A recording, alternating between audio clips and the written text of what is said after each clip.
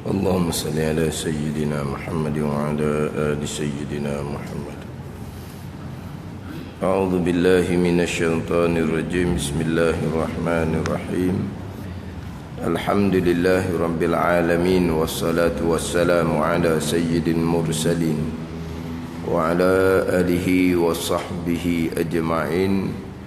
رب اشرح لي صدري ويسر لي أمري واحلل عقدة من لساني يفقه قولي.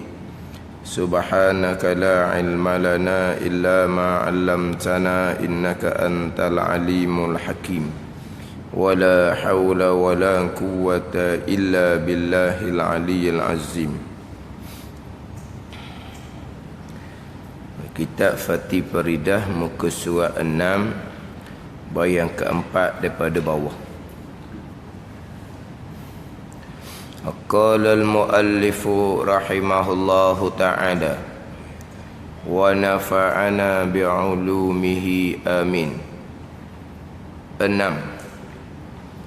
Percaya sekalian perkara. Percaya makna beriman sekalian perkara. Sekalian perkara baik dan jahat. Sekian perkara tu sama ada perkara yang baik, iman dan ta'ah tu perkara yang baik, dan jahat. Jahat ni kufur dan maksiat tu jahat. Baik, iman dan ta'ah, dan jahat. Jahat ni kufur dan maksiat. Kufur semua berhala tu contohnya lah, tu kekufuran. Kesemuanya ditakkidkan lagi, dikuatkan lagi. Kesemuanya. Kesemua sekian perkara tadi. Sekalian perkara. Kemudian kesemuanya. Dia panggil apa? Takkid. Kuat. Sekalian perkara, kesemuanya lah. Kekok mana lagi? Sekalian perkara. Kemudian dibadalkan dengan baik dan jahat. Dipanggil badal, ataf bayan. Didatangkan badal ni untuk mentaudihkan, menerangkan sekalian perkara. Walaha tak payah mari dah baik dan jahat. Sebab sekalian perkara. Sekalian perkara lah. Tapi dibadalkan dengan baik dan jahat. Sebab apa? Nak menerangkan, nak mentaudihkan, nak menerangkan sekian perkara. Kemudian ditakkidkan pula, dikuat. Kesemuanya. Kesemuanya. Kesemua sekian perkara daripada Allah. Sekalian perkara baik dan jahat, kesemuanya daripada Allah, yakni hasil ia daripada perbuatan Allah Subhanahu wa ta'ala. Hasil ia, jadi ia daripada Allah, yakni daripada perbuatan Allah Subhanahu wa ta'ala. Kesemua perkara, sekalian perkara baik jahat, kesemuanya hasil daripada perbuatan Allah Subhanahu wa ta'ala. Kita ambil faham boleh. Ini tajuk rukun iman yang ke-6. Ini tajuk rukun iman yang ke-6. Sebab nanti pergi pula kepada huraian dia pula. Tapi sebelum pergi pada huraian lain laginya, kena faham molek di tajuk. Lepas faham, kena percaya. Mana apa percaya? Beriman. Mana apa beriman? Mengaku putuh di hati akan ni rukun iman yang ke-6 ni. Ni percaya, beriman. Mana apa percaya, mengaku putuh di hati, itu percaya. Adapun kita cakap bahasa kita ni percaya. Awak percaya kepada dia, saya percaya ke dia. Percaya sepenuhnya, tak boleh percaya sepenuhnya. Sekarang ni nak cari orang yang betul benar payah. Dah percaya ke tak? Percayalah, tapi kena amati sikit. Jangan beri kepercayaan sepenuhnya. Contohlah contoh. Isteri percaya pada suami, percaya. Percaya sepenuhnya, jangan percaya sepenuhnya gitu. Tak apa makna percaya kalau tak sepenuhnya. Faham tak? Ayolah, percaya ni maknanya berat sebelah boleh haraplah. Gitu. Berat sebelah boleh harap. Itu makna percaya. Itu percaya bahasa kita. Adapun percaya rukun iman bukan seumpama tu. Percaya rukun iman ni mengaku putus di hati. Jazam putus di hati itu pun panggil beriman. Tapi hok cakap tadi seumpama tu dipanggil percaya, walaupun janganlah letak kepercayaan sepenuhnya. Hok bahasa okeylah seumpama tu. Tak ada kata salah. Memang kita percaya ke dia, boleh harap. Tapi gitulah. Anak ni mana? Anak ni boleh percaya, anak ni seorang ni boleh harap, boleh letak kepercayaan. Tapi budak-budak sekarang kita kena pantau juga. Mana apa kena kira jugalah. Mana percaya tu bukan kata 100%. Tapi mana berat sebelah percayalah, itu bahasa. Adapun percaya rukun iman ni, ni mengaku putus di hati. Tu panggil percaya. Kalau tak putus tak panggil beriman lagi, tak panggil percaya lagi. Setakat 90%. Setakat 95%. Bahkan 99% dahnya. Percaya. Disebut iman tak panggil percaya lagi. Walaupun sudah 99%. Iman ni percaya mana mengaku putus di hati. Jadi sebelum kita nak percaya mengaku putus di hati ni, apa yang kita nak percaya kena faham molek lah. Kena faham molek. Ni, nak faham di tajuk rukun iman ke-6 dulu ni. Sekalian perkara. Diterangkan laginya, baik dan jahat. Sekian perkara baik jahat masuk belakalah. Sebab kalau jahatnya tak masuk, atas muka bumi ni orang kafir lebih daripada 3/4. Satu dunia lah. Orang kafir lebih daripada 3/4. Kalaulah kekufuran tu bukan datang daripada Allah, banyak mana tinggal daripada Allahnya. Kemudian tak sampai 1/4 satu dunia ni yang orang Islam. Orang Islam pula bukan kesemuanya beriman.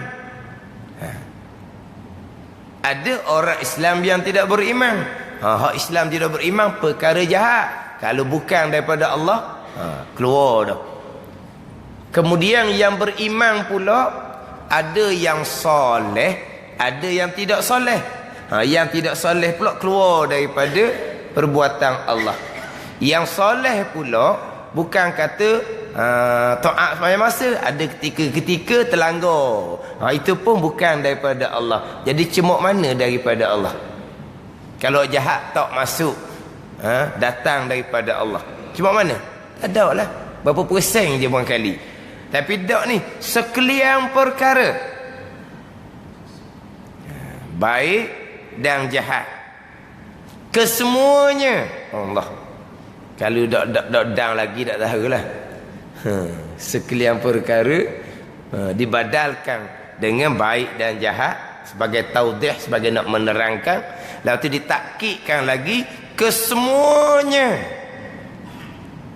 daripada Allah, terhasil jadi daripada perbuatan Allah Subhanahu wa ta'ala. Kesemua. Maknanya apabila kesemua datang daripada perbuatan Allah, Bererti perbuatan selain daripada Allah, maksudnya tidak beri bekah sama sekali. Apa tak?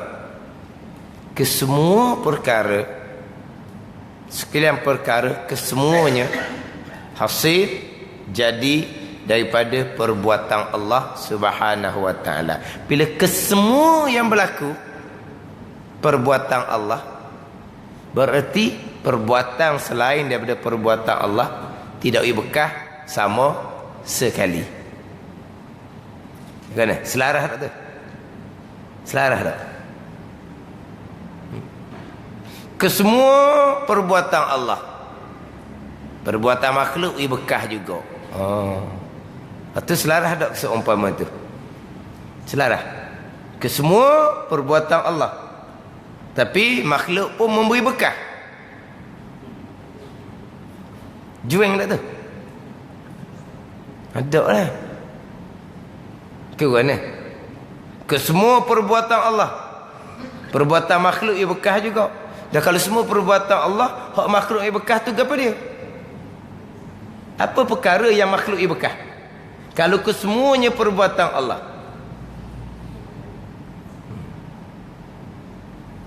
Kan? Kita ambil faham sendiri. Sebab ini pegangan masing-masing ni. Ini bukan turut orang ni. Ini pegangan masing-masing. Kena ambil faham sendiri. Bila kesemuanya perbuatan Allah, berarti perbuatan selain daripada Allah tidak berkah sama sekali. Barulah dia masuk, join, selarah. Perbuatan makhluk berkah juga. Dah mana lagi makhluk berkahnya? Kalau kesemua dah perbuatan Allah, hak mana lagi makhluk berkah? Ke makhluk berkah pada perbuatan yang Allah jadikan. Jadi dua tuan buat pada satu kerja.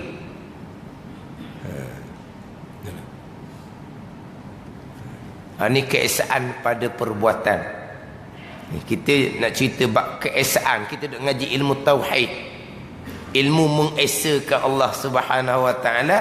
Di antaranya mengesakan Allah pada perbuatan. Ni mengesakan Allah pada perbuatan. Sekalian yang berlaku adalah perbuatan Allah Subhanahu wa taala. Berarti selain daripada perbuatan Allah tidak berkah sama sekali.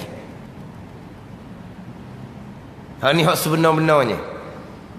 Hak nampak di mata tu lah hak zahirnya perbuatan makhluk lah. Atau hak zahir perbuatan makhluk. Hak zahir perbuatan makhluk lah.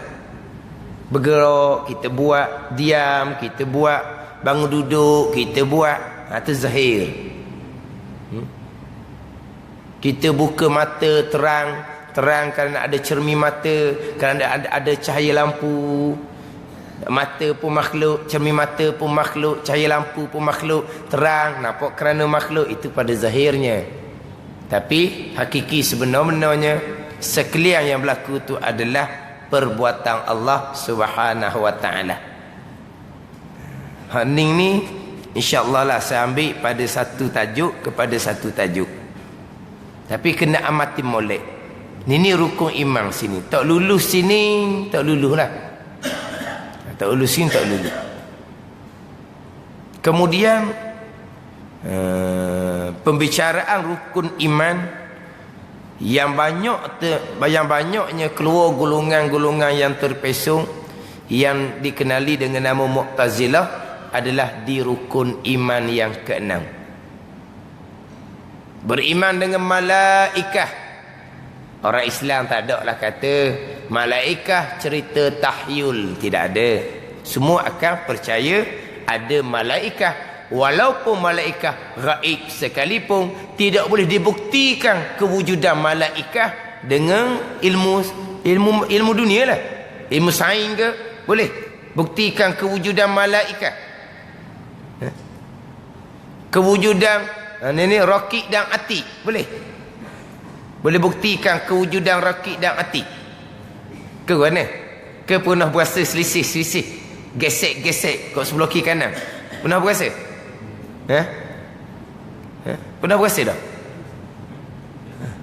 Roki atik itu. Berasa gesek je. Kita kata atu, daklah roki atik tu. Ada? Tak ada. Kalau gesek sungguh tu, atu tu. Kalau gesek benda tak ada tu atu lah. Roki atik, gaib.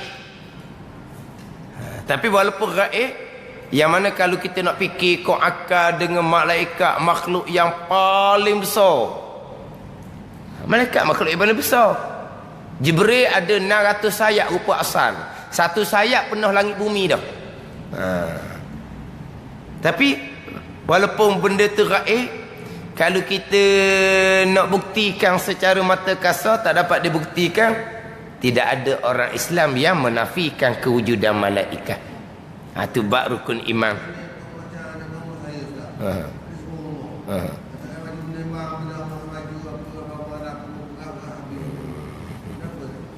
Tu adalah ada makhluk ni bukan hak zahir je. Kita maklum kan ada manusia, ada jin, ada belaka lah. Ada syaitan, ada belaka tu. Ada makhluk yang nampak dengan mata zahir, ada makhluk yang tak nampak. Dia samalah macam kita lah juga. Hakikinya apa yang berlaku? Perbuatan Allah Subhanahu wa ta'ala. Beriman dengan kitab, orang beriman belaka dengan kitab. Beriman dengan Rasul, tidak ada orang Islam menafikan kerasulan Rasul-Rasul. Beriman dengan hari kiamat, tidak ada orang Islam yang menafikan berlakunya kiamat. Menafikan kewujudan alam barzah, tidak ada. Menafikan tiup sangka kali yang kedua dibangkitkan, boleh tidak ada orang Islam. Menafikan kewujudan syurga neraka, tidak ada orang Islam. Itu rukun iman yang kelima. Tapi yang banyaknya terpesong adalah di rukun iman yang keenam. Sebab itulah hak dalam sabdaan Nabi sallallahu alaihi wasallam, hak hadis Jibril dikenali dengan hadis Jibril. Kalaulah dalam kitab hadis Imam Nawawi hadis 40, hadis Jibril duduk nombor 2. Hak Jibril AS tanya Nabi, akhbirni anil Islam, cerita akan daku ya Muhammad apa dia Islam. Nabi pun jawab rukun Islam. Kemudian soalan yang keduanya, akhbirni anil iman, ya Muhammad cerita akan daku apa dia iman. Nabi SAW pun jawab, antu minabillah, bahawa engkau beriman dengan Allah, wa malaikatihi, dan malaikahnya, malaikat Allah. Mana apa? Engkau beriman dengan malaikat Allah. Wa kutubihi, dan kitab-kitabnya, dengan makna engkau beriman dengan kitab Allah. Wa rusulihi, dan rasul-rasulnya, dengan makna engkau beriman dengan rasul. Wal yaumil akhir, dan hari kemudian, dengan makna engkau beriman dengan hari kemudian. Tapi yang keenam, Nabi tidak bersabda dengan wal qadari khairihi wa syarri, tidak. Nabi ulang balik wa tu'mina bil qadari. Tengok lainnya, antu mina billah wa malaikatihi, atau pada Allah. Nabi tak kata wa tu'mina bi malaikati, tidak. Wa malaikatihi wa kutubihi wa rusulihi wal yaumil akhir. Yang keenam, wa tu'mina bi, wa tu'mina bi, amir dengan makmurnya diulangkan kembali. Wa tu'mina bi, amir dengan muta'allaq dia diulangkan kembali. Amir dan muta'allaq dia. Wa tu'mina bi, dan engkau beriman bil qadari khairihi wa syarri. Kenapa Nabi ulang wa tu'mina? Hadis Jibril ni dipanggil hadis qauli. Hadis qauli dengan makna lafaz hadis keluar daripada mulut Nabi sallallahu alaihi wasallam. Sabda Nabi sallallahu alaihi wasallam, makna hadis tu keluar daripada mulut Nabi. Adapun hadis fi'li, lafaz hadis bukan keluar dari mulut Nabi. Lafaz hadis keluar daripada mulut sahabat menceritakan perbuatan Nabi. Sahabat kata, aku melihat Nabi sallallahu alaihi wasallam buat begian. Nah, adakah aku melihat tu Nabi yang kata? Sahabat yang kata. Sahabat kata nak cerita apa ni? Aku melihat perbuatan Nabi. Itu dia panggil hadis fa'li. Hadis yang menceritakan perbuatan Nabi. Tapi lafaz hadis keluar daripada mulut sahabat. Adapun hadis qauli, sabda Nabi sallallahu alaihi wasallam, keluar dari mulut Nabi. Termasuk hak jawapan antu minabillah wa malaikatihi wa kutubihi wa rusulihi wal yaumil akhir wa tu'mina. Nabi ulang balik amir dengan muta'allaq ni. Wa tu'mina bil qadari khairihi wa syarrihi. Maka apabila hadis qauli, perkataan keluar dari mulut Nabi sallallahu alaihi wasallam, tidak ada mustahil sama sekali berlaku kesilapan. Sebab Tuhan jamin dah, wa ma yantiqu anil hawa in illa wahyun yuha. Tidak betul-betul Nabi daripada nafsu Nabi, tetapi itu semua wahyu daripada Allah Subhanahu wa taala. Bila wahyu daripada Allah, mustahil berlaku kesalahan. Tapi kenapa waktu mina Nabi ulang balik? Dalam kitab Dalilul Falihin, syarah kepada kitab Riyadhus Salihin. Riyadhus Salihin karangan Imam Nawawi juga. Macam hadis 40 karangan Imam Nawawi. Hadis 40 karangan Imam Nawawi, hadis Jibril duduk nombor 2. Hadis yang pertama, innamal a'malu binniyat. Itu hadis yang pertama. Adapun dalam kitab Riyadhus Salihin, hadis Jibril duduk di bawah tajuk Babul Muraqabah. Dia dalam sikitlah. Jadi dalam Dalilul Falihin, syarah Riyadhus Salihin tu dia panjang cerita. Kenapa Nabi ulang balik waktu mina? Dalam kitab tu mengatakan bahawa Nabi ulang balik waktu mina tu tanbihan ala lihtimami bitasdiqi bih. Tanbih ni kerana nak jaga-jaga. Ala lihtimam, atas nak amati. Bitasdiqi bihi, dengan membenar beriman hati dengan rukun iman yang keenam. Apa tu Nabi ulang? Sebab apa Nabi ulang waktu mina dan engkau beriman? Nabi tekan balik. Sebab apa? Sebagai nak tambih, nak jaga-jaga. Alal ihtimam, kita kena ihtimam sungguh, kita kena amati sungguh, kita kena penting sungguh. Bitasdiqi bih, dengan membenar hati beriman dengan rukun iman yang keenam. Sebab apa? Dia kata di rukun yang keenam ni lah tempat banyaknya tergelincir pegangan-pegangan orang-orang yang lemah, yang memandang kepada pandangan zahir perbuatan manusia. Pandangan zahirnya perbuatan kita. Maka berpeganglah perbuatan kita yang bekah punah ganuh lalu dah. Rosak rukun iman yang keenam. Zahirnya perbuatan makhluk, putuh zahirnya perbuatan pisah, hangus zahirnya perbuatan api, kenyang zahirnya perbuatan nasi, hilang dahaga air. Itu zahir dia. Tiba-tiba berpegang dengan hak zahir, pisah, api, nasi, air bekah. Itu punah rukun iman yang keenam. Zahir dia gitu. Sebab tu kena amati di rukun iman yang keenam. Kena peti molek di rukun iman yang keenam. Walaupun mudah. Rukun iman yang keenam, masa saya belajar dulu-dulu, dah tahulah bila pandai. Berasa macam pandai sendiri ayah belajar. Rasa mana belajar, tapi maknanya reti rukun yang keenam ni awal-awal lagi. Jadi seolahnya macam tak belajar lah, tapi reti tu tengah belajar. Tapi maknanya kalau ada perkara-perkara kan, ni payah nak faham ni. Lepas kemah belajar ulang-ulang barulah faham. Ada ilmu gitu. Tapi bab rukun yang keenam tak ada. Cukup mudah. Tapi bila masuk dalam masyarakat, timbullah banyak.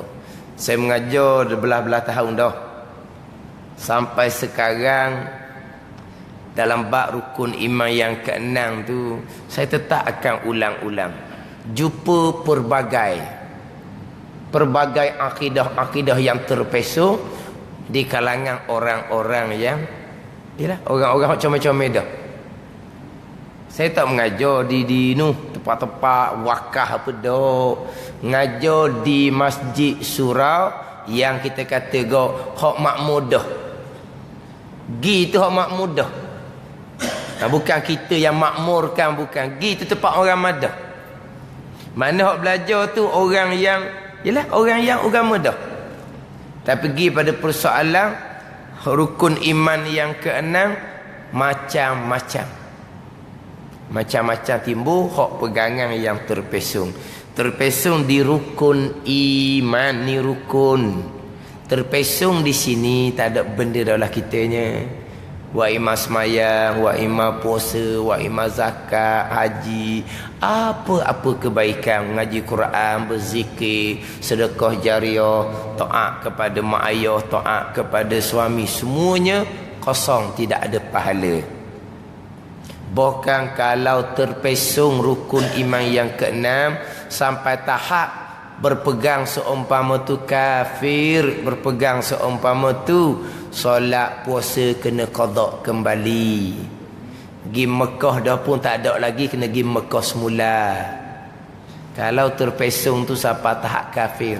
Kafir ni cerita bab iman, bab Islam tetap dah orang Islam. Cerita-cerita bab iman. Yang terdahulu kan iman dengan Islam tidak berlaziman.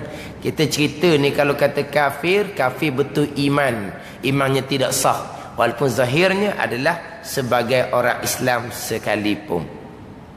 Kalau terpesong sampai tahap pegangan tu ijma' ulama kufur. Ini di persoalan rukun iman yang keenam. Bahkan terkadang apabila timbul kemusykilan, kurang dapat support, dapat sokongan kurang. Maknanya terkadang kalau dibawa contoh hak baru-baru ni di Masjid Abidi, Masjid Putih tu timbul satu persoalan yang agak panjang berkaitan dengan rukun iman yang keenam. Tapi persoalan tu memanglah persoalan tu dia main akal, dan persoalan tu memang agak bahaya sikit lah persoalan tu. Tetapi ke mana pun kalau kita ada kekeliruan, kita soal lah. Kita soal bukan bererti kita berpegang dengan perkara kita soal tu. Kita soal terkadang kerana mari duk main di kepala ni, bapa gitu. Kita dah pegang apa gitu tu. Tapi nak kena tanyalah biar diperjelaskan. Kalau mari dalam kepala kita ni, kenapa kita ada jawapan sendiri dah. Tu kadang-kadang timbul pertanyaan. Bukan maknanya berpegang dengan perkara yang ditanya tu, bukan.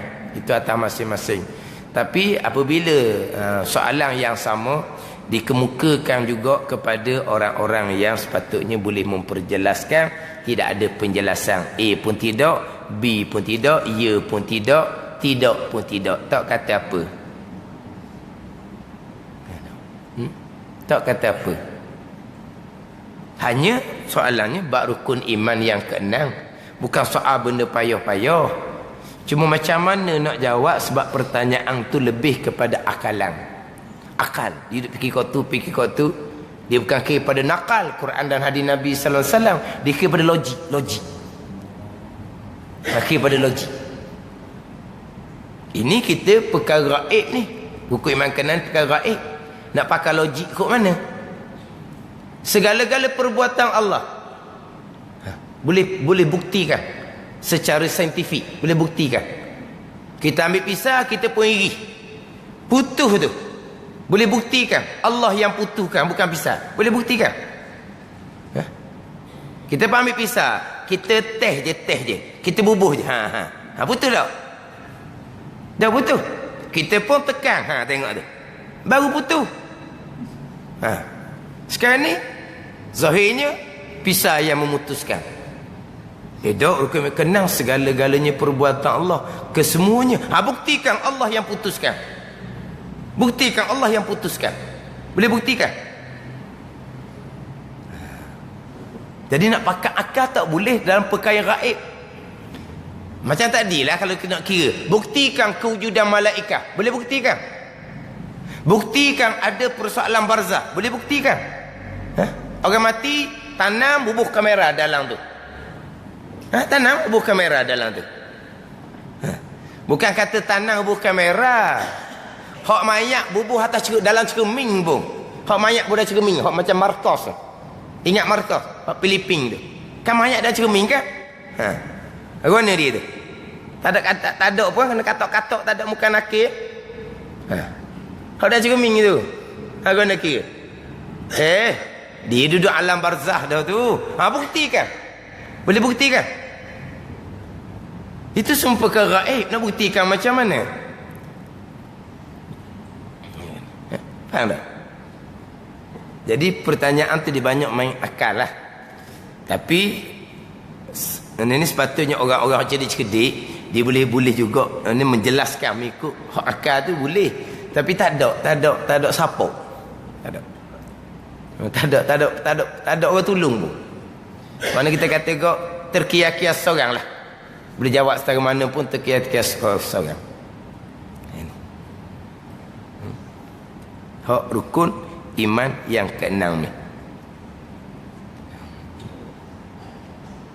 Dia dalam kitab kita, rukun iman yang keenam duduk di bawah tajuk kudrah dan iradah. Kudrah dan iradah, panjang. Dalam kitab kita ni, kudrah dan iradah dia ada 6 muka surat dalam kitab kita ni. Mula daripada muka surat 8 muka surat, 18 sampai 25.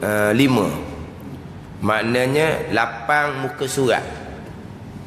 8 muka surat daripada muka 18 sampai ke muka surat 25. Itu pembicaraan kudrah sifat yang ke-7, iradah sifat yang ke-8, pembicaraan rukun iman yang ke-6. 8 muka surat. Kita ambil daripada sifat wujud. Sifat wujud sampai kepada wahdaniyah dalam 7 muka surat. 7 muka surat setengah lah. 7 muka surat setengah. Daripada wujud sampai ke wahdaniyah. 7 muka surat setengah. Kudrat iradat 2 sifat je. 8 muka surat. Daripada ilmu sampai ke kalam pun lebih kurang samalah. Ilmu 6 muka surat je. Ilmu sampai ke kaunuh mutakalliman. Sampai kaunuh mutakalliman pun lebih kurang dalam 8 muka surat. Faham tak? Sama dengan kitab Faridatul Faraid. Wujud sampai ke wahdaniyah dia ada 5 sifat. Wujud, kidam, 6 sifat. Wujud, kidam, baqa', mukhalafatuhu ta'ala lil hawadith, qiyamu ta'ala binafsih, wahdan, 6 sifat. Hampir 2 muka surat. Sebab Faridatul Faraid dia halus je kitabnya. Kudrat iradat pun 2 muka surat. Ilmu sampai ke kaunuhu mutakalliman. Ilmu sampai kaunuhu mutakalliman. Dia ada semua sekali 12 sifat. Pun dekat-dekat 2 muka surat sahaja. Tapi kudrat iradat saja tu 2 muka surat dah. Dia panjang. Contoh dalam kitab Arba'in fi Usuluddin. Kitab Arba'in fi Usuluddin. Kitab Tauhid hak Imam Ghazali. Sifat-sifat lain, contohnya sifat ilmu 1/4 muka surat. Sifat samuk basar 1/4 muka surat. Sifat mukhalafatuhu ta'ala lil hawadith dipanggil sifat takdis, setengah muka surat. Sifat kalam panjang pembicaraan 1/3 muka surat. Sifat iradah 7 muka surat setengah. Sifat iradah dengan sifat kudrah 8 muka surat. Apa pembicaraan? Rukun iman yang keenam. Iradah sahaja. Dan kita arba'in fi usuluddin 7 muka surat setengah. Sifat mukhalafatuhu ta'ala al-hawadis, sifat takdisnya panjang, setengah muka surat je. Tapi sifat iradah 7 muka surat setengah. Sebab apa? Panjang pembicaraan di rukun iman yang keenam.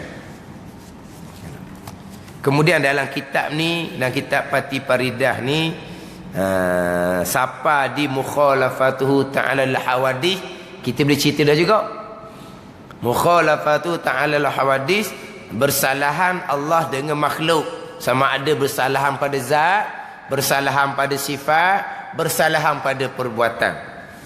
Apa makna bersalahan pada perbuatan? Perbuatan Allah yang menjadikan segala-galanya, perbuatan hamba, perbuatan manusia, ikhtiar usaha yang tidak bekas sama sekali. Itu beza dia. Cerita bab perbuatan Allah. Kesemuanya perbuatan Allah. Ikhtiar usaha manusia tak bekas sama sekali. Yang mengadakan hanyalah perbuatan Allah Subhanahu wa ta'ala. Kemudian masuk sifat yang keenam, wahdaniyah, keesaan. Keesaan pada zat, keesaan pada sifat, keesaan pada perbuatan. Apa makna keesaan pada perbuatan? Perbuatan Allah tidak bersekutu dengan perbuatan makhluk. Kerjasama tidak ada. Sebab apa? Sebab kesemuanya perbuatan Allah Subhanahu wa ta'ala. Apa makna keesaan pada perbuatan? Hanya perbuatan Allah yang bekas, perbuatan makhluk tak bekas sama sekali. Tu keesaan pada perbuatan. Lepas tu dalam kitab Pati Paridah ni didatangkan pula bab ikhtiar dan usaha. Ahli sunnah wal jamaahnya macam mana, qadariyahnya macam mana, jabariyahnya macam mana. Maknanya dalam kitab Pati Paridah ni banyak tempat lah yang kita boleh ulang balik persoalan rukun iman yang keenam. Sebab dalam kitab Pati Paridah ni untuk mengesahkan keenam-enam rukun iman. Untuk mengesahkan keenam-enam rukun iman. Kemudian satu laginya, sebenarnya rukun iman yang keenam, beriman dengan segala-gala perbuatan Allah. Segala-gala yang berlaku Allah Ta'ala telah menentukan pada azal. Itu sudah masuk di bawah beriman kepada Allah, rukun yang pertama. Apabila kita beriman kepada Allah, kita beriman dengan Allah Subhanahu wa ta'ala. Allah yang kita beriman tadi bersifat dengan kudrah yang mengadakan segala-galanya. Beriman dengan Allah yang bersifat dengan iradah, menentukan segala-galanya. Itu rukun yang keenam.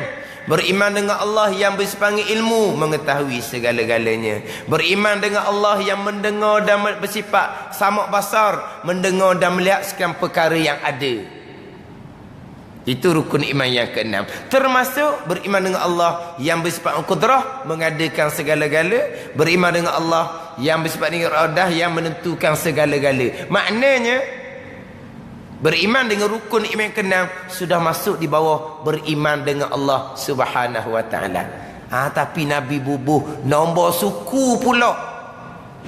Hak perbuatan ketentuan Allah bubuh nombor suku. Ni maknanya kena molek sini ni. Kita beriman sekalian perkara yang berlaku datang daripada Allah. Kenapa tidak tambah rukun iman? Beriman sekalian perkara yang berlaku di bawah pengetahuan Allah. Apa dah sebut gitu? Beriman sekalian perkara yang berlaku di bawah pengetahuan Allah Subhanahu wa ta'ala. Beriman sekalian berlaku Allah melihat belaka. Apa dah masuk gitu? Tu masuk dah beriman dengan Allah yang bersifat dengan ilmu. Allah mengetahuilah sekian perkara yang berlaku. Kan beriman dah Allah bersifat dengan basar, Allah melihatlah segala yang berlaku. Sebab apa? Rukun iman pertama dia dah sama juga dengan perbuatan Allah. Qudrah iradah pun rukun iman pertama siap dah, okey dah. Kenapa ditambah rukun iman yang keenam? Ini tambahan satu penekanan di sini. Ini akhir zaman. Fitnah besar, fitnah akidah. Setakat solat tu solat belaka. Setakat puasa tu sungguh puasa. Setakat pergi Mekah, tunggu 2100. 2100.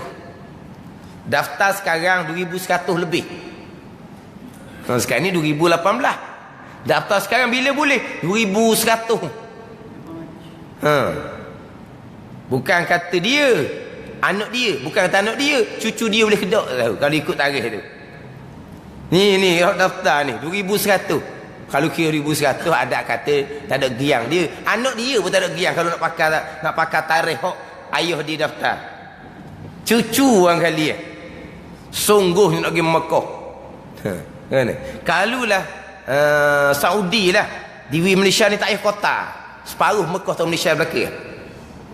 Kalau kita katalah dia ada kota belaka kan. Kalau dia kata Malaysia tak apalah, spesies Malaysia ni. Tak payah kota Malaysia. Marilah cemuk mana pun. Berkali separuh ada Mekah atau Malaysia. Oh rajin. Pergi Mekah. Kalau umrah tu apa? Sejak umrah. Sejak kejap umrah. Ni. Mana tu hak bab syariat zahir. Tapi bab pegangan amati ke tidak? Bab pegangan. Padahal ini hak permulaan yang kita nak kena tekan dalam bab agama. Permulaannya adalah untuk memastikan sah keenam-enam rukun iman. Kan? Ini ambil pengajaran molek lah. Tak ada ni memang tak ada lah. Tak ada ke bersatu. Kosong. Kalau tak ada ni. Dengan hak saya sebut tadilah. Saya mengajar belah tahun dah. Dengan pengalaman ada tu. Rasa macam rusing jugalah. Takut. Sebab banyak yang agak bermasalah dalam bab pegangan ni. Bermasalah dalam bab rukun iman yang keenam. Tak ada ni, tak ada lah. Saya sebut dah tadi, kalau ini kalau ditanam ilmu ni daripada awal-awal, tak ada, simple sahaja. Cukup mudah. Macam saya sebut tadilah, saya reti bab rukun iman keenam ni, tak ingat pun bila, rasa macam reti dah. Gitu. Mudah sangat. Apa tak mudahnya? Semua sekalian perkara, kesemuanya daripada perbuatan Allah Subhanahu wa ta'ala, tidak ada pembahagian. Yang susah kok mana? Peningnya dia tak pening. Apa pening? Semua. Tak pening apa? Dia pening kok aneh tu sebenarnya. Dia nak fikir kok akal. Semua. Jadi kalau gitu kok kita tak payah buat gapa-gapa lah. Dan kalau semua perbuatan Allah kita tak payah buat gapa-gapa, kita tak payah buat gapa-gapa kerana Tuhan buat setiap saat di kita tu. Tuhan buat setiap saat di kita. Hak ada di kita Tuhan buat belaka ni. Gerak nadi Tuhan buat, kelip mata Tuhan buat, jantung, buah pinggang ke paru-paru, hati berfungsi Tuhan buat, darah mengalir Tuhan buat. Semua tu Tuhan buat belaka. Tak sebab gapa-gapa Tuhan buat belaka di kita. Tak buat gapa-gapa orang ni. Kita bernafas, udara keluar masuk Tuhan buat. Saat sekarang kita hidup kita Tuhan buat. Kita pun bangun duduk pun Tuhan buat. Gi mari pun Tuhan buat. Tak buat gapa-gapa orang ni. Oh, jadi macam tunggu kayu lah kita. Macam-macam jawapan timbul. Tunggu kayu ke orang ni, dah Tuhan buat kita ni bukan tunggu kayu. Kalau Tuhan buat kita ni tunggu kayu lah kitanya. Kah kekong duduk situ. Tuhan buat kita ni manusia. Jadi Tuhan pun gerakkan kita ni sebagaimana manusia. Tapi apa yang berlaku Tuhan buat belaka. Tu je. Tu pegangan kita. Berasa tak nampak, nak nampak warna basirah kita gelap. Tak nampak tu sebab kita orang awam. Tak ada salah apa-apa. Yang cerita ni pegangan. Rasa, nampak, ingat, memang tak bau kita orang awam. Bukan nak suruh Allah ni, bukan ni. Kita faham, kita pun pegang ke semua perbuatan Allah. Cukup. Tapi setiap saat berlaku perbuatan di kita, kita lupa pun Allah yang menghidupkan kita, Allah yang jadi kita nampak, Allah yang jadi kita dengar. Dengar ni bukan perbuatan gegendam telinga, makhluk tak bekas sama, itu semua perbuatan Allah. Kita pun lupa Allah yang dengar. Kita lupa Allah yang menggerakkan kita. Tak ada salah tu. Kita orang awam tak ada salah apa-apa pun. Tapi korek di pegangan, ni rukun iman ke-6 ni. Sekilan perkara, kesemuanya perbuatan Allah dah. Tu je. Ni dia tajuk rukun iman ke-6. Kemudian kita kena kemah pula di ikhtiar usaha. Sebab ahli sunnah wal jamaah wajib kita berpegang di akidah kita. Kita ada pilihan, kita ada perbuatan. Tapi jangan bokeh hak tajuk rukun iman ni. Semua perkara perbuatan Allah. Bererti pilihan kita pun perbuatan Allah. Bererti usaha kita pun perbuatan Allah. Kalau kita tak ada, dan memanglah tak ada. Sebab kesemuanya daripada Allah. Tapi walaupun tak ada, kita ahli sunnah wajib berpegang.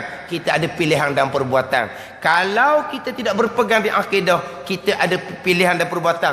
Jabariyah, akidah yang terpesong. Lepas tu berpegang ada ikhtiar usaha. Tapi ikhtiar usaha pun perbuatan Allah. Tak salah, tak ada korek lah. Setakat tu sudah lah.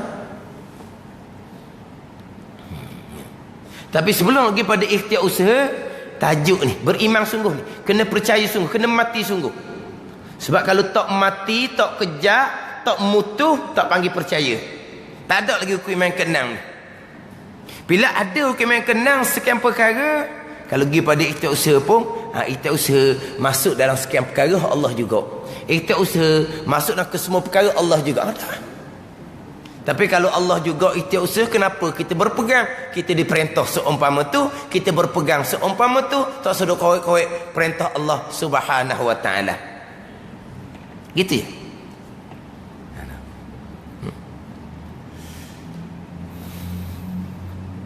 Ada orang dia belajar, dia dengar, relax je. Dia, ya gitu lah. Dia tu gitu, dia pegang lama kening. Mudah je. Mana tak ada apa-apa pun bagi dia. Dia dengar senyum je ada. Tapi terlama dah dengar, dia kata. Dengar sebudak-budak dulu dia kata. Orang tua dia ajar ke dia. Dia tu tak dia ajar ke dia. Dia dengar gitu jap budak lagi. Ni baru dengar pula. Gitu lah dia kata. Itu saya pegang lama kening. Ya, mana? Relax je, tak ada apa payah. Ada orang yang sampai ke keruk dari dahi. Pening. Ni macam-macam lah. Hak tembak lari lah. Hak mana pun tak lulus sini, mayang puasa tak ada nilai. Hak betul tu dia kata dia. Dia kata macam terikat dia kena belajar juga. Ni cerita hak pengalaman orang. Kalau kira tak mau belajar ustaz, tak mau belajar, payah, pening kata dia. Kita orang tua tak mau pening dia tu, tu nak dengar sedap-sedap je. Pahala banyak mana pahala? Buat ni banyak mana pahala, ni banyak mana pahala. Pahala syarat cukup ke dak? Nak pahala ni betul ke imam dia nak pahala? Nak nyedak, nak upah, siapa nak upah kalau syarat tak cukup? Tapi apa dia tak lari walaupun berasa pening. Dah ustaz royak, tak lulus sini, mayang puasa tak ada pahala. Jadi dia kata macam hak uguk tu dia tak lari tu dia kata. Uguk dia kata. Bukan uguk, memang gitulah. Kalau lah tak ada hak tu, kalau dah erti rukun iman ni, semayang puasa ada pahala, memang kita tak belajar dah kata dia. Tak belajar dah. Tapi oleh kerana mayang puasa tak ada pahala, pergi Mekah pun tak ada pahala, ngaji Quran berzikir pun tak ada pahala, kalau tak lulus hukum iman kerana tu jadi hak tak lari kata dia. Belajar punya payah pening, lama-lama Tuhan pun buka ke dia, faham. Lepas dia faham, dia kata warna. Hak dia pening-pening tu dia kata warna. Dia kata sebenarnya sikit sangat je, mudah sangat dia kata. Mudahlah sebab sekarang dia faham dah. Biasalah kalau dah faham mudahlah jadinya. Dia ada perkara yang mana kita faham jadi mudah. Tapi perkara ni memang payah. Memang perkara ni memang payah. Maknanya kalau kita ajar orang, kita royak. Ni payah ni. kena amati molek ni payah lama-lama faham mudahlah. Tapi kalau kita nak ajar orang lain pun kita akan royak benda sama juga. Ni payah sebab memang benda tu payah. Hak ni dak dia tu memang mudah. Tak ada payah-payah. Dah pening, dia kata memeningkan diri sendiri. Pening ke mana? Belawang akal. Ustaz ngajar kata rukuk iman ke semua perbuatan Allah. Lama ni aku buat lama kena aku buat jadi dia belawang gitu. Dia tak mau terima hak ni. Dia dak belawang dengan hak zahir di mata kasar dia. Faham tak? Dia kata sebenarnya tu jadi nyakit je. Nyakitnya apa sebenarnya belawang tu? Bukan kerana semata-mata dipikir dengan akal dia, hak zahir perbuatan dia. Dia belawang kerana duduk berpegang dengan akidah yang sesat. Zulmah dengan akidah sesat nak lucu payah. Jadi maknanya kalau selama ni berpegang, perbuatan tu perbuatan kita sendiri, bukan perbuatan Allah. Itu akidah yang sesat. Zulmah dengan akidah sesat ni memang tak ada, memang berat sebab tu dia nak lepas zulmah ni payah. Nak lepas zulmah ni bukan semata-mata dipikir akal saja. Untuk zahir kan dipikir akal, tapi sebenarnya kerana zulmah dengan akidah yang sesat. Walaupun di semaya puasa tak ada nilai pun sebenarnya. Tu dia payah. Satu lagi payah kan dia fikir. Dia fikir dengan zahir. Pisau tak boleh bekah. Pisau sama-samanya. Api tak boleh bekah. Api sama-samanya. Dia fikir kau tu. Tu dia terpening.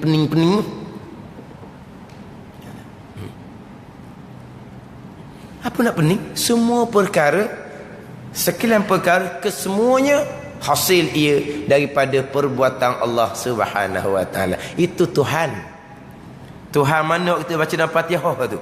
Alhamdulillahi rabbil alamin. Segala puji bagi Tuhan, bagi Allah Rabbil alamin. Rabb bagi alam. Uluhiyah tu lah. Uluhiyah rububiyah tu. Mana uluhiyah? Tuan yang hakiki Allah ni. Alam ni makhluk ni. Tuan yang hakikinya Allah. Apa Tuhan hakikinya? Allah yang mencipta, Allah yang memiliki, Allah yang jaga, Allah yang dokong, Allah yang asuh, Allah yang menyara. Semuanya perbuatan Allah. Tu Rabbil alamin. Ini kita dah baca Fatihahnya. Kita ni semua adalah marbub bagi Allah. Yang diatur, yang disusun, yang dibuat, yang dicipta, yang dimiliki oleh Allah Subhanahu wa taala. Ni kita tak kenal Allah sebagai Rabb.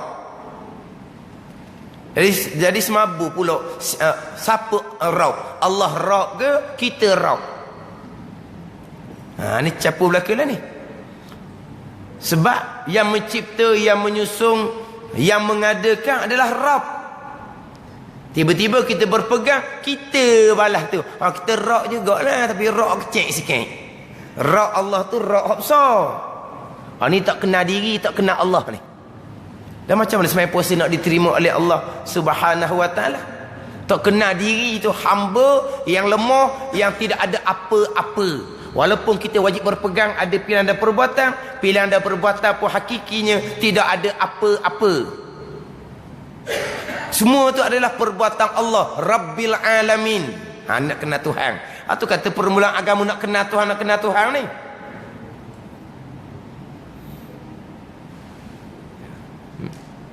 Kemudian kita nak mengesa Tuhan, nak mengesa balaning lah.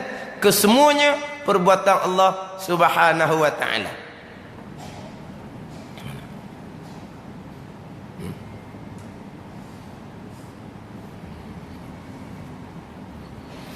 Ambil faham, pegang. Tak sedut korek. Kesemua perkara, sekalian perkara, kesemuanya tidak terkecuali walaupun sebesar zarah. Tidak terkecuali walaupun sebesar zarah. Zarah, atom, satu benda yang halus yang tidak boleh dibahagi dua. Tidak ada. Sama ada di alam dunia, sama ada di alam langit, sama ada di alam dunia, sama ada di alam akhirah. Kesemuanya adalah datang daripada Allah. Sebab Allah Rabb. Alam ni bukan kata langit bumi sahaja. Dunia alam, akhirat pun alam, semuanya adalah makhluk Allah Subhanahu wa ta'ala. Bukan Allah Rabb ketika atas dunia, akhirat Allah bukan Rabb, Allah Rabb. Itu ya. Itu pegangan kita. Hak ingatan hati kita, semua kita belaka, tak ada salah apa-apa. Lepas tu macam mana nak timbul di ingatan, nak hadir di ingatan, nak rasa di hati, itu bergantung kepada basirah mata hati masing-masing yang mari daripada amal ibadah masing-masing. Itu bab amal ibadah kita hanya cerita bab untuk sah iman sahaja. Kemudian yang kita duduk bercakap tu, itu percakapan asbab. Asbab pun semuanya diatur oleh Allah. Asbab tak bekas sama sekali. Asbab pun diatur oleh Allah Subhanahu wa taala. Tuhan jadikan ada asbab. Wa ja'alna likulli syai'in sababa. Tuhan jadikan ada asbab. Kenyang, asbabnya makan nasi. Hilang dahaga, asbabnya minum air. Gi makan nasi itulah perbuatan Allah. Gi minum air itulah perbuatan Allah. Saat kenyang pun Allah yang buat, saat hilang dahaga pun Allah yang buat. Kesemuanya perbuatan Allah. Itu pegangan kita. Diingatan hati kitanya, gi makan kita. Jadi kenyang kerana makan banyak. Gitu je. Itu ingatan hati kita. Tak ada apa-apa tu. Kemudian kita pun bercakap di mulut. Allah kena molek selera. Palut molek lauk. Kenyang. Dia. Kenyang molek hari ni. Apa kenyang? Bahan nasi banyak. Nasi bekas ke? Pegang kita tetap dah. Saat ni kata bahan banyak, dua pinggan jadi kenyang. Itu cakap asbab zahir, tak ada salah apa-apa. Jangan main pelik pula. Balik rumah kat orang. Kenyang dah. Berapa pinggan makan? Tak ada pinggan-pinggan. Kita Allah kenyangkan. Hai, mu ni ngaji mana dah ni? Mana?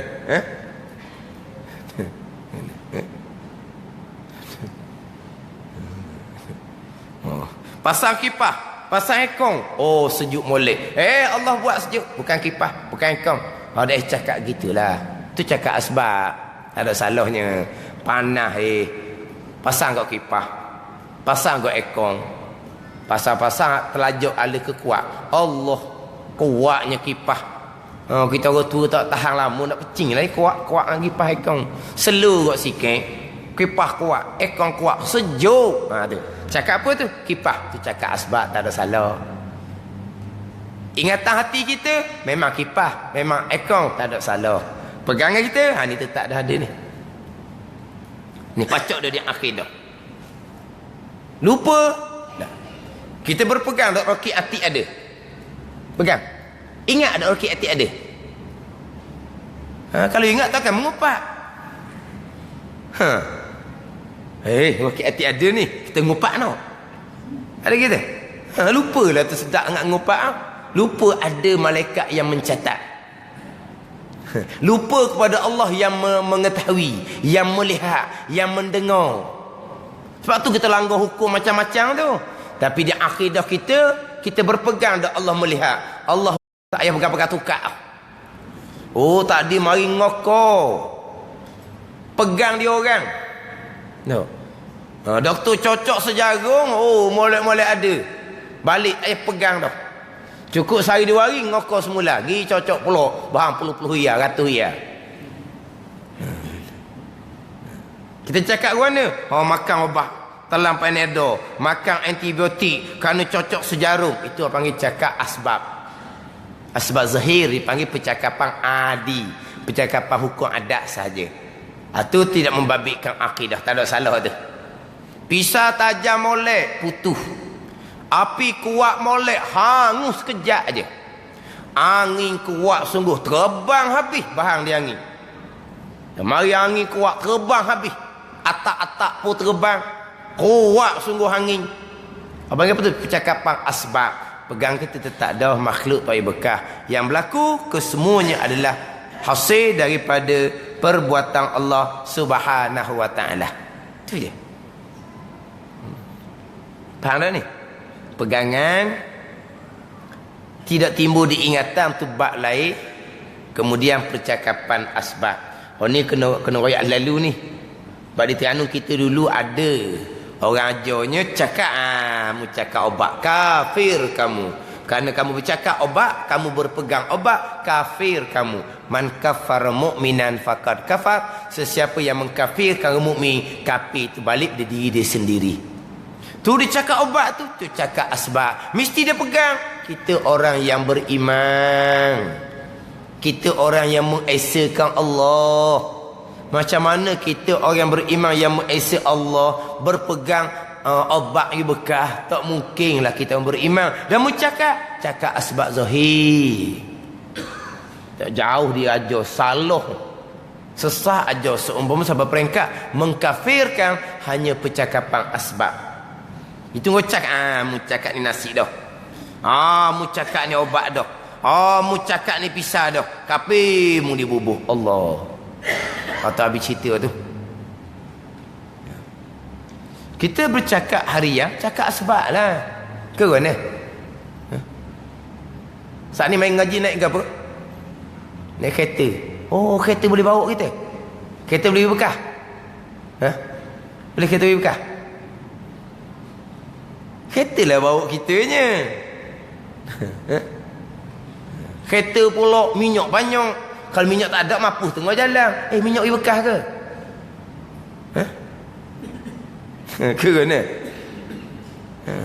Motor minyak penuh. Kalau minyak tak ada, mapuh. Motor pula tayar kerah molek. Kalau tayar kepeh tak boleh nak gendong dua orang. Berapa? Angin dalam tayar tu bekas ke?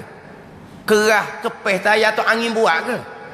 Allah buat, bukan angin buat. Tapi kita cakapnya Allah kepehnya lah gipang kau angin tu, masuk angin biar tayar tu kerah molek sikit, barulah boleh gendong dua orang. Tengok cakap apa tu? Cakap asbab lah ke? Tu mana kita kata cakap asbab ni cakapan harian kita.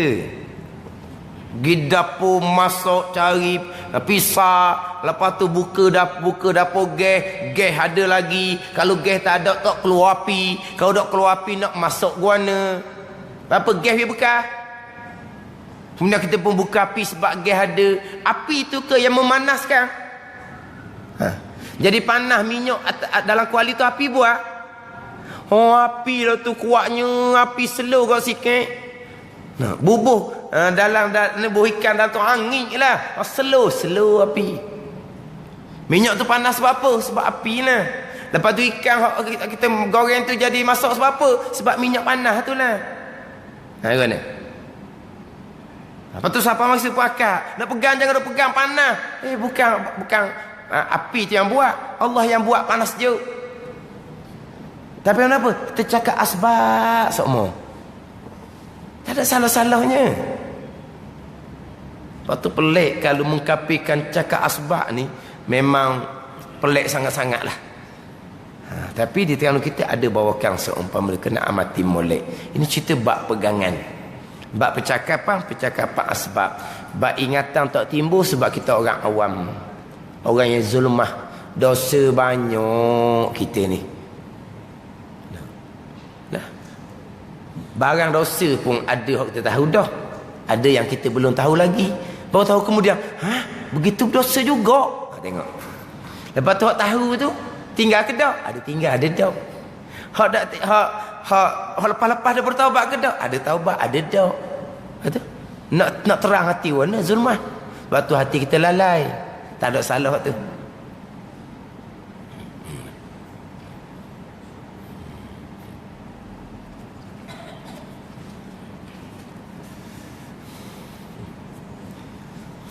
Saya belajar dulu mudah nak faham. Jadi mula-mula ngajar dulu tu nak cerita tak berapa pandai lah. Apabila mari gini barulah ada pengalaman sikit. Barulah boleh cerita. Kalau masalah gini warna, masalah gini. Mula-mula ngajar tak erti. Sebab apa? Sebab saya boleh masa belajar dulu hak rukun makanan ni boleh dengan cara tak sedar pun bila boleh. Tak ada benda rukun iman je. Jadi bila boleh, bila pandai tu tak tahu pun bila boleh, bila pandai. Tapi kalau hak dalam ilmu tauhid, hak pada kipayah tu, kita boleh ingat benar. Masa belajar pondok ni dulu tak pernah nampak lagi. Lepas pindah satu pondok baru jelas sikit. Pindah pondok satu lagi ni baru faham. Tu hak payah-payah tak patut payah. Tapi hak rukun main kenang ni tak tahulah. Mana apa? Tak tahu. Faham, pegang. Selesai. Segala-gala, sekalian perkara, kesemuanya daripada Allah. Mana kesemuanya hasil jadi daripada perbuatan Allah Subhanahu wa taala. Kemudian Tuhan buat ni. Tuhan buat dengan rambang gitu ke? Tuhan buat dengan kita cerita hak perbuatan kita. Kita cerita kita ada perbuatan. Tu cakapan asbab. Jangan pula siapa buat nak jawab aku buat, aku tak berkah. Nak cakap Allah buat kan orang tengok pelik pula. Siapa buat comel? Allah, adalah siapa buat ni. Adalah. Siapa? Nak jawab saya buat, saya tak berkah. Nak jawab kata Allah buat pelik pula orang dengar jawapan gitu. Adalah tu. Jawablah saya buat. Saya kat mana pula? Ikhtiar usaha. Asbab saya lah zahirnya. Awak berkah ke? Akidah kita rukun main kenang. Tu tak ada. Jangan takut hutang pula. Saya lah buat. Ni ada orang tanya ustaz. Kalau tanya kita, kapal besar laut siapa punya? Jawablah awak punya. Boleh jawab ke saya punya? Kan Allah Ta'ala belaka kan? Allah. Jawablah awak punya. Hak zahir dia gitulah. Apa nak takut sangat? Kita sederhana lah. Tapi hak hakikinya semuanya milik Allah Subhanahu wa ta'ala. Kita kata hak kita tu milik sementara. Kalau kata perbuatan kita pun atas jalan ikhtiar usaha, atas jalan asbab. Tapi hak pegangan kitanya ni kena tetap dah. Jadi hak kita buat. Kita buat tu buat ngerambang ke kita ada dah kita punya perancangan. Kita ada kita punya perancangan. Kita ada dah susunan atur kita sebelum kemudian baru kita buat. Bukan gitu. Kita ada plan dulu kemudian baru kita buat. Jadi Allah buat ni muafakat dengan muafakat iradahnya pada sedia kala. Jadi hak Tuhan buat ni hak jadi perbuatan Tuhan ni muafakat. Mana muafakat ni selaras dengan ketentuan iradah Allah pada azal. Ketentuan iradah Allah pada azal. Mana apa yang Tuhan buat sekarang sebagaimana apa yang Tuhan tentukan pada sedia kala. Sedia kala ni panggil azal, qadim, sedia kala. Allah qadim. Sifat iradah Allah qadim. Allah yang bersifat iradah menentukan, menetapkan, memutuskan, menyusun, menggariskan. Ini istilah baru saya dengar. Menggariskan dia kata. Menggariskan. Bila Allah menetap, menggariskan sedia kala. Jadi apa yang Tuhan buat sekarang, kesemua yang berlaku ni Tuhan buat sebagaimana yang Tuhan tentukan pada azal. Jadi dua perkara. Dua pegangan di sini. Dua pegangan. Yang pertama, apa-apa yang berlaku sekarang kesemuanya perbuatan Allah. Yang Tuhan buat kesemuanya selaras dengan ketentuan Allah pada azal. Ketetapan Allah, keputusan Allah pada azal. Dua pegangan. Tetapi kalau kita nak kira antara pelang dengan buat, dia kena pelang dulu. Faham tak? Sekarang ni ketentuan Allah sedia kala, iradah. Yang Tuhan buat sekarang ni, sekarang lah baru. Ni hak tengah Tuhan buat ni lah. Apa yang Tuhan buat sekarang tak payah nak cerita dah. Semua hak berlaku Tuhan buat belaka. Pegangan kita. Jadi hak Tuhan buat ni sekarang, hak Tuhan menentu tu pada azal, sedia kala. Mestilah hak azal dulu menentu sampai masa Tuhan buat. Gitu lah. kita pelang dulu, kemudian barulah pergi kepada pekerjaan kita laksana pelang kita tu. Dia gitulah. Tetapi hak rukun iman ni mulakan dengan perbuatan Allah. Sebab apa mulakan dengan perbuatan Allah? Sebab yang zahir depan kita ni perbuatan Allah. Hak ketentuan Allah pada azal hanya Allah yang mengetahui. Jadi dimulakan dengan hak berlaku sekarang Tuhan buat belaka. Mati situ. Semuanya Tuhan buat. Hak Tuhan buat ni Tuhan buat dengan khayal, dengan lupa, dengan gomo gitu. Tak, Tuhan telah menentukan pada azal. Iradah. Bagi pada ketentuan Allah pada azal. Walha ketentuan tu azal, qadim. Yang Tuhan buat sekarang. Kenapa cerita hak sekarang barulah hak pergi pada hak qadim? Sebab zahirnya hak Tuhan buat sekarang, hak zahir. Dia gitu. Tapi kalau kita nak cerita sebenar, cerita ketentuan dululah hak azali. Barulah kita turun kepada Tuhan buat sekarang. Hak berlaku sekarang adalah perbuatan Tuhan selaras dengan hak Tuhan tentukan pada azal. Sebab hak zahirnya perbuatan Allah sekarang.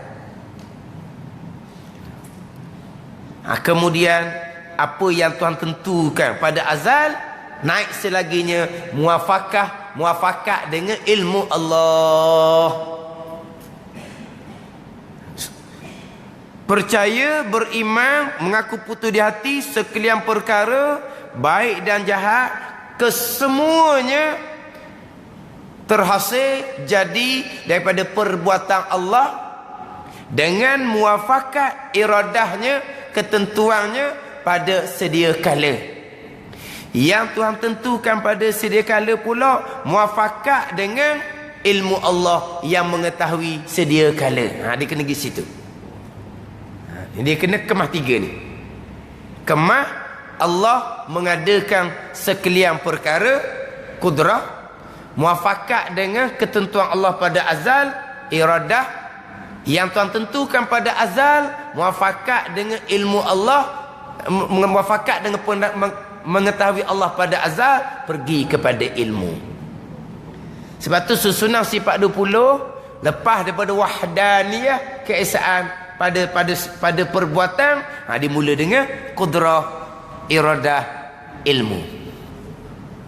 Kita nak mati molek di rukun ke-6 ni, kena faham di kudrah, iradah dan ilmu. Dia kena join sekali dengan ilmu. Itu susunan kaedah sifat 20. Dimulakan dengan sifat kudrah. Allah yang berkudrah mengadakan. Jadi zahir depan mata kitanya adalah perbuatan Allah yang bersifat dengan kudrah. Yang Tuhan buat ni muafakat dengan ketetapan Allah yang bersifat dengan iradah pada azal. Yang iradah menentukan pada azal, muafakat dengan pengetahuan Allah Subhanahu wa taala yang mengetahui sedia kala.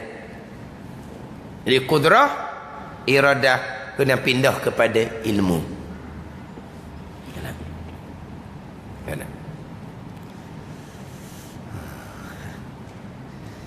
Jadi oleh kerana hari ni kita start lewat sikit tadi. Jadi perkasa je lah. InsyaAllah kelas akan datang persoalan rukun iman yang ke-6 ni, ialah kita bubuh dalam sejam lah. Kemudian kitab yang kedua kita baca lepas dia tu. Tapi minggu ni lewat sikit tadi. Ada masalah sikit kaki perut. Jadi lewat sikit start tadi. Jadi kita pakai sampai 10.30 dengan satu kitab lah. Jadi insyaAllah minggu depan saya sambung lagi rukun iman ke-6 ni. InsyaAllah sambil bukan dalam sejam lah. Pukul 10 insyaAllah kita pindah kepada kitab yang kedua. Mana? Yelah, kita belajar untuk bahagian kitanya insyaAllah lah. Pegangan kita masing-masing insyaAllah. Cuma kita belajar bab rukun iman ke-6 ni, sampai peringkat kita boleh lah nak cakap, nak hura kepada anak cucu kita. Dia kita boleh cakap, boleh hura, boleh perjelaskan. Itu bukan fardu ain, fardu kifayah. Tapi siapa yang nak cerita bab akidah pada anak cucu kita?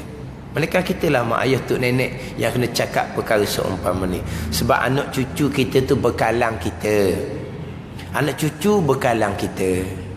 Kalau anak cucu kita semayang, dok tinggal puasa, dok tinggal berjuruh jing, taat pada ibu bapa, hormat pada orang tua. Tapi kalau akidah ni tak ada, semuanya kosong. Dia tak ada pahala, kita mak ayah pun tak dapat faedah pun, tidak dapat pahala pun. Yang mana kita mak ayah dapat pahala daripada kebajikan yang dilakukan oleh anak-anak cucu kita, hak mana yang tercatat di daftar kebajikan anak cucu, automatik akan tercatat kepada kita mak ayah tok nenek. Tapi kalau akidahnya tak ada, dia kosong, kita pun kosong. Satu lagi pula, takut kosong akidah dia kerana kita cuai, tak mengajar bab akidah sebelum anak kita balik. Kita ada saham kita sendiri, sebab berpunca daripada taksir, kecuaian, kesalahan, kesilapan kita, yang mana sepatutnya ilmu agama, terutama sekali ilmu untuk mengesahkan enam rukun iman ni, kita kena ajar kepada anak-anak kita sebelum dia masuk umur baligh. Mana kita kena cerita. Sebab sekarang ni kadang-kadang kurang sedikit lah. Kalau cerita pun kadang-kadang dia cerita agak sepintas lalu saja. Lepas tu kebelakangan ni timbul perkara-perkara keliru dalam bab pegangan ni, maka timbul respon tu, nampak respon yang masing-masing keliru juga. Kalau timbul persoalan dalam bab rukun iman yang ke-6. Jadi kita sendirilah mak ayah, kita mengaji molek untuk pegang kita beres, tapi yang boleh kita cerita. Dan insya-Allah satu-satu pegangan tu saya akan datangkan dalil satu-satu ayat cukuplah. Kita jadikan dalil tu sebagai nak kejap lagi pemahaman kita dalam bab rukun iman yang ke-6. Jadi insya-Allah minggu depan sambung lagi di rukun iman yang ke-6. Percaya, beriman, mengaku putus di hati sekalian perkara baik dan jahat. Semua perkara itu kesemua sekalian perkara daripada Allah, mana hasil daripada perbuatan Allah. Allah perbuat ni dengan muafakat, selaras iradahnya, ketentuannya Allah pada sedia kala. Wallahu a'lam. Bismillahirrahmanirrahim. Alhamdulillahirabbil alamin, wassalatu wassalamu ala sayyidil mursalin wa ala alihi wa sahbihi ajma'in. Allahumma aftah alaina futuhal arifin, Allahumma allimna ilma akdamin, wa fahimna famasabikin, warzuqna ruqat talibin. Allahumma zidna ilman wa alhiqna bis salihin. Wa sallallahu ala sayyidina Muhammadin wa ala alihi wa sahbihi wa sallam. Walhamdulillahirabbil alamin.